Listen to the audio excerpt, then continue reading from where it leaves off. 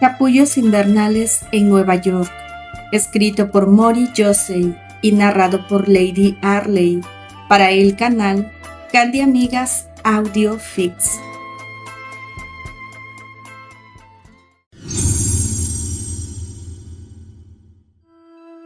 Capítulo 105. Hogar. Viernes, Villa Graham, mediodía. Después del almuerzo, Candy le pidió a Terry que la acompañara a la biblioteca. No se habían visto desde la mañana del martes, cuando ella lo encontró dormido junto al teléfono en aquella misma estancia. Al despertar, él apenas pudo escuchar de sus labios un «quiero estar sola». Esa frase lo había expulsado de su propio hogar con el corazón destrozado. Terry había buscado refugio inmediato en la casa de Long Beach, donde aguardaba la llegada de su madre. El apartamento que conservó por tantos años, siendo soltero, finalmente lo había vendido hacía 4 años. Robert Hathaway había decidido que, para las funciones restantes, subiría al escenario el suplente. Henry viajó hasta Long Beach para acompañar a su amigo. Pese a todo, Eleanor encontró a su hijo peor de lo que había imaginado, demacrado, sin apenas comer ni dormir. La escena la llevó inevitablemente a recordar a Roguetown. Con alivio constató que, esta vez, Terry no había buscado el alcohol.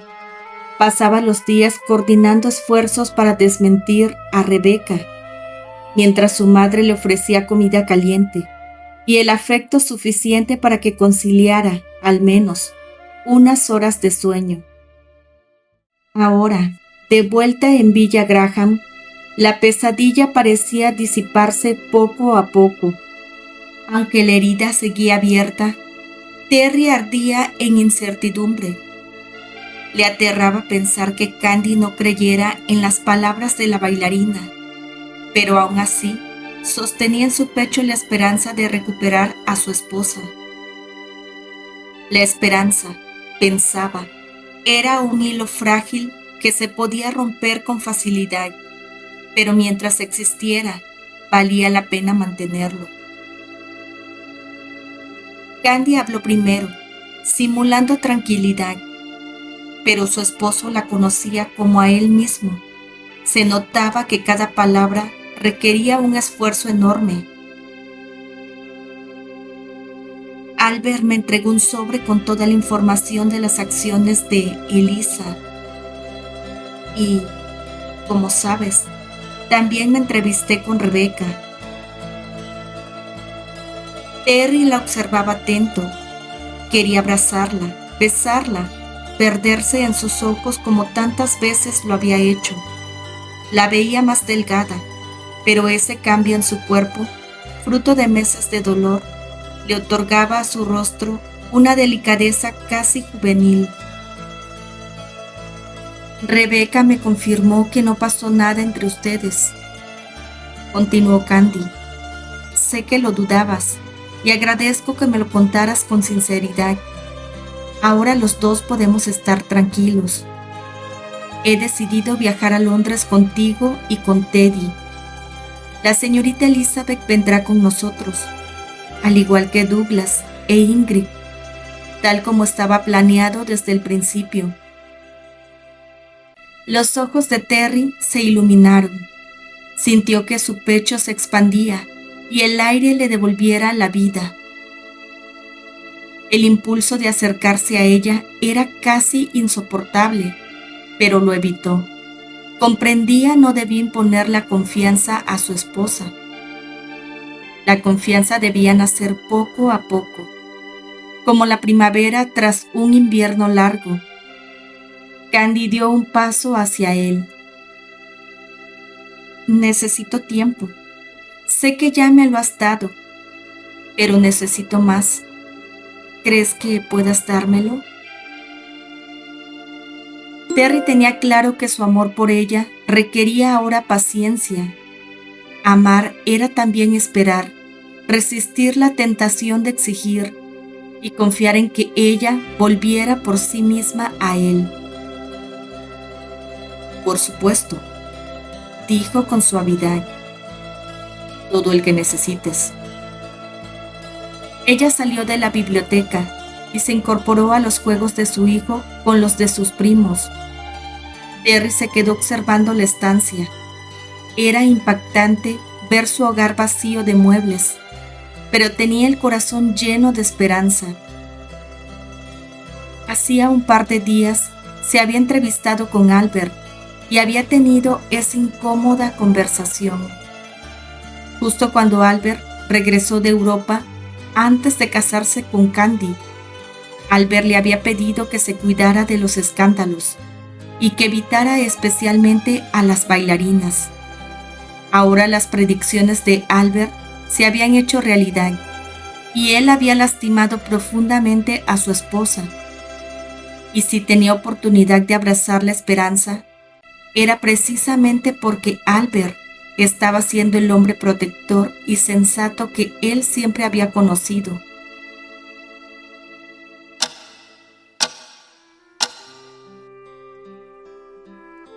Rápidamente llegó el domingo y la familia dejó América. Habían decidido no vender la casa. Eran demasiados recuerdos y momentos felices en ella. Meses antes, optaron por alquilarla. La familia llegó a Londres e inmediatamente se desplazaron hasta Stratford-upon-Avon.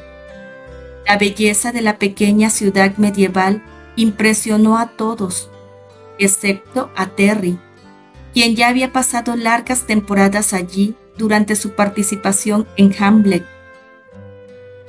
Sir Arnold Flower, representante del patronato y miembro destacado de la realeza inglesa, fue quien los recibió y los condujo a la casa semiamueblada que habían dispuesto para ellos. Al llegar, todos quedaron anonadados. El noble inglés los instaló en una villa que se erguía preciosa a lo largo de Tiditon Row, en una hilera de villas señoriales que disfrutaban de un privilegio único, la cercanía al río Avon, con jardines que se extendían hasta la ribera. La residencia era amplia, rodeada de muros bajos de piedra y una reja de hierro forjado que marcaba la entrada al camino principal. Al avanzar, una avenida de tilos conducía hasta la puerta de madera maciza, coronada por un ventanal de vidrio emplomado que proyectaba reflejos de colores sobre el suelo. La familia recorrió el salón principal, de techos enmarcados con madera oscura y lámparas de cristal. Estaba adornado con muebles tapizados en terciopelo verde oscuro y grandes ventanales daban al jardín posterior, desde donde se divisaba el río. Había un invernadero de cristal, orgullo de la casa, comentó Sir Arnold, con macetas de helechos y camelias. Lo más especial de la villa era su pabellón de madera junto al embarcadero, un espacio semicubierto con bancos y faroles, ideal para observar el lento discurrir del río. Mientras recorría la vivienda, Candy sintió que el lugar era un bálsamo para todo el dolor que había enfrentado en los últimos meses. El jardín abierto y la proximidad al río le brindaban una tranquilidad y paz que no esperaba encontrar. La señorita Elizabeth también estaba feliz. Sentía que ese lugar era propicio para la recuperación de Candy. Tengo entendido que conseguir una casa en este sector es extremadamente difícil. Algunas personas esperan años para poder vivir en esta zona y otras simplemente nunca lo logran. Agradecemos profundamente el esfuerzo que el patronato ha hecho. Realmente nos sentimos halagados, indicó Terry a Sir Arnold, visiblemente sorprendido por la localización y la calidad de la vivienda. Señor Graham, para el patronato es un honor que usted y su familia se radiquen en nuestra ciudad y que haya decidido dirigir el Shakespeare Memorial Theatre. Confiamos plenamente en su visión renovadora. Respecto a la casa, confieso que es de mi propiedad y no imagino tener unos inquilinos más ilustres que su familia, le contestó Sir Arnold, quien desde que asistió a la primera función de Hamlet desarrolló una admiración que rayaba un poco en la obsesión profesional por el joven actor Graham. La familia no tardó en instalarse. Los muebles que habían decidido trasladar desde América ya habían llegado y todos se dispusieron a organizar los espacios. La biblioteca fue ordenada por la pareja con los libros traídos desde América, la colección de obras de Shakespeare de Terry y los libros de medicina de Candy. Pronto, el jardín se convirtió en la labor preferida de la joven médica. La compañía Stratford se presentaría por 2 meses en la ciudad con Otelo, en escenarios al aire libre y teatros temporales, pues la reconstrucción del teatro tras el incendio de ese mismo año apenas comenzaba.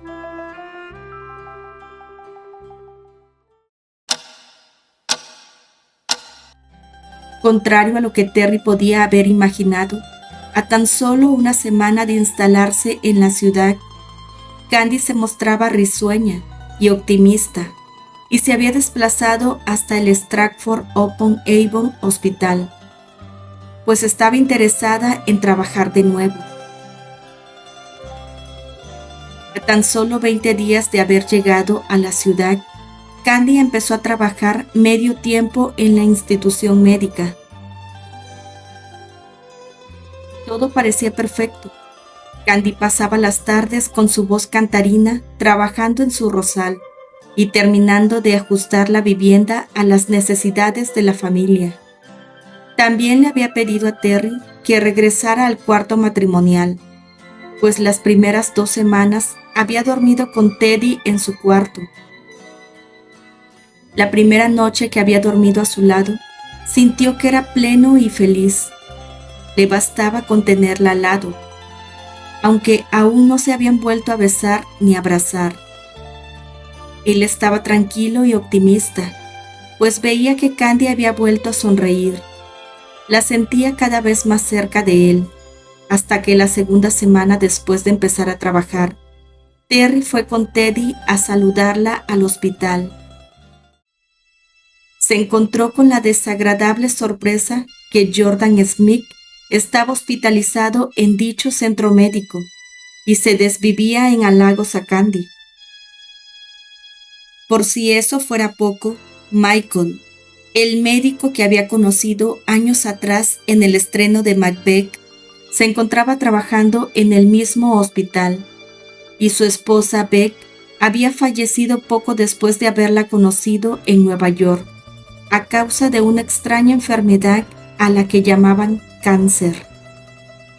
Para Terry, estos 2 viudos solo podían traer angustia a su existencia.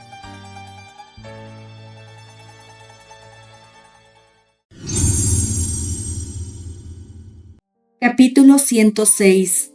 Otelo. ¿Piensas tú que, celoso, correría a la par de las fases de la luna, con sospechas diarias mi existencia? No. Dudar una vez es decidirse. De una vez. Fuera yo manso cordero, si a compás de tus juicios temerario, mi espíritu nutriera en absoluto con tus vanas e indignas conjeturas. Oír no me da celos que mi esposa es bella, gasta lujo y busca trato, que es decididora y canta y tañe y baila. A la virtud realzan estas dotes, ni en mis escasos méritos motivo veré jamás para temor ni duda, pues ojos tuvo y me escogió. No, Yago, antes ver que dudar, dudando, pruebas. Con pruebas a la vista, resta solo del amor despojarse o de los celos. Otelo, acto 3, escena 3, Shakespeare. La ciudad entera se había congregado para el lanzamiento de la temporada de Otelo en Stratford-upon-Avon, en el teatro improvisado, en el pabellón Memorial Hall. Tras el incendio que meses atrás devoró el Shakespeare Memorial, la comunidad de Stratford se aferraba a cualquier rincón donde el espíritu de Shakespeare pudiera volver a respirar. Las altas paredes de ladrillo estaban cubiertas con cortinas oscuras y elegantes. Se habían colocado lámparas de gas y eléctricas improvisadas que proyectaban una luz cálida en la mayoría del recinto, pero que también creaba sombras que parecían fundirse con la tragedia que iba a representarse. La preparación estética de Terry para este personaje era más exigente que ningún otro. La apariencia morena de Otelo le tomaba 35 minutos de maquillaje. Cuando Terence Graham apareció en escena, ataviado como Otelo, se hizo un silencio solemne.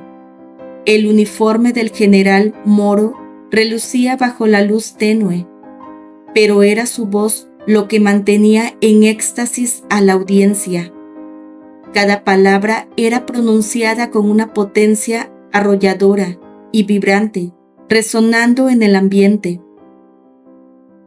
El público lloraba enardecido ante el actor, el hijo adoptivo de Stratford, aquel joven que había pasado temporadas en la ciudad y que ahora, en medio de la pérdida del gran teatro, les ofrecía un Otelo desgarrador y humano. Se llevaba todos los suspiros y exclamaciones de admiración de los presentes. Las mujeres se cubrían la boca al escuchar sus celos transformados en furia. Los hombres inclinaban la cabeza, reconociendo en su feroz ceguera un espejo de sus propias pasiones calladas. En la escena del pañuelo, cuando Otelo tembló de rabia, se escuchó una aspiración sorprendida de los asistentes. Por un momento, creyeron que era real lo que estaban presenciando, y en el clímax, cuando estrechó en sus brazos a la inocente Desdémona, la sala entera pareció estremecerse. Algunos apartaban la vista, incapaces de soportar la intensidad. Otros permanecían fijos en su figura, con el corazón de un puño. Al terminar, el silencio se prolongó unos segundos.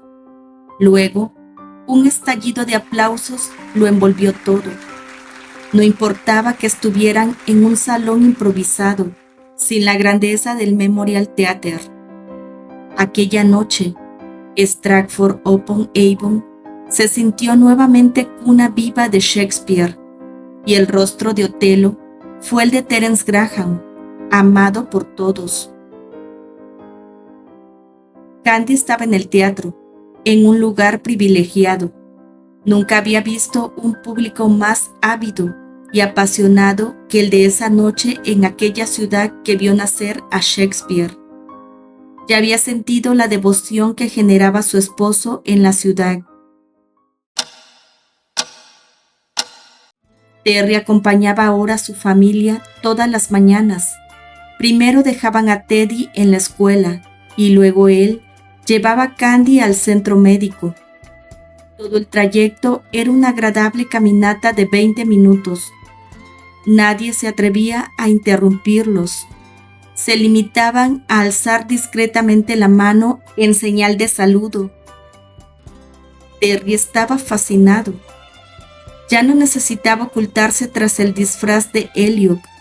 Podía caminar tranquilo por la ciudad sin temer que alguien lo abordara. Incluso la prensa se mantenía al margen, presente únicamente en las ruedas de prensa. En ese aspecto, se sentía en el paraíso.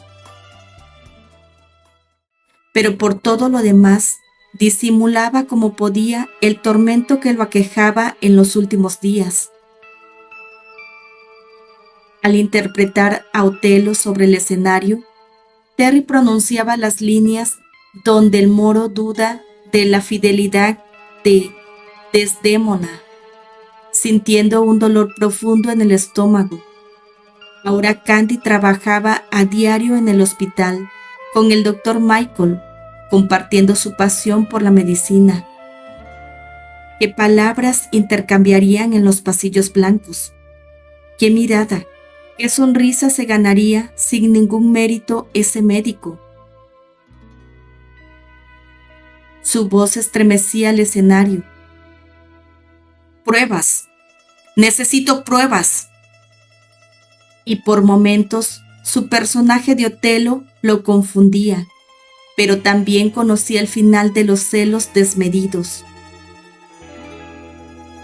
La sala lo aplaudía sin moverse, pero dentro de su pecho otro veneno hervía.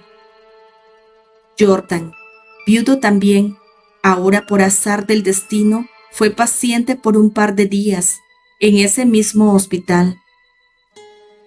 El destino no siempre había sido amigo del actor y sentía que no podía bajar la guardia ni un momento, menos ahora, cuando su matrimonio aún no se había recuperado del último escándalo. El actor sentía que el dolor de Michael y Jordan podría ser entendido y ahora compartido con Candy, tras la pérdida que había sufrido. Terry comprendía demasiado bien que la vulnerabilidad podía tender puentes que él, con su escándalo de Rebecca aún fresco en los tabloides, estaba incapaz de cruzar. No sería extraño que ella encontrara consuelo en alguien. Se inclinó hacia su Desdémona ficticia, temblando, y el público escuchaba absorto el libreto, pero en su cabeza la duda lo atravesaba como acero. ¿A quién teme más? ¿Al médico que ocupa su tiempo y admiración o al hombre que es insistente y atrevido? Otelo clamaba venganza y Terence lucha por no hundirse en el vértigo de sus celos. Mientras recitaba, pensaba: los celos no son otra cosa que un espejo deformado del amor. Uno ama tanto que no soporta la idea de no ser único, y sin embargo, al intentar poseer, se pierde lo amado. Otelo cobra venganza, y en cambio, Terence quiere el perdón y la redención. La frustración lo había arrojado a un torbellino interior, como hojas sueltas sobre un río nocturno. Luchaba por encontrar paz y limitar sus celos a una emoción equilibrada, porque Candy lo merecía. Los rumores de infidelidad con Rebecca habían quedado en América. En Inglaterra, nadie se atrevía a mencionar el tema, ni siquiera en las ruedas de prensa más hostigadoras. Sin embargo, era consciente que sus celos provenían del temor a que alguno de estos dos hombres, que no escatimaban esfuerzos en mostrarse interesados en su esposa, lograra tener el interés de ella. Recientemente, el actor había tenido algunas pesadillas donde veía a Candy dentro de una tina de cerámica quebrada y el agua salía por las grietas.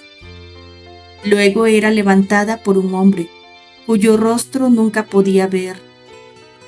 Empezó a tener estas pesadillas hace 3 semanas, a partir de un día en que había decidido caminar hasta el hospital y se encontró con Candy y Michael en el sendero de Holy Trinity Church Grounds, cerca de la iglesia.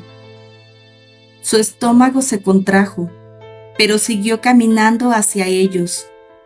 Ella sonrió cuando lo vio llegar, pero le pareció que Michael se veía tranquilo.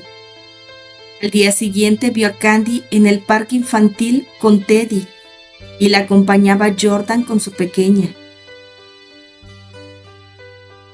En el pabellón, el público veía a Otelo sublime y desgarrado. Solo Terry sabía que esa furia no era del todo ficción.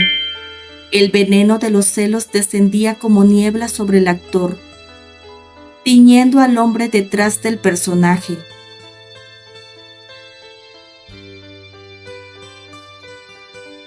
Continuará.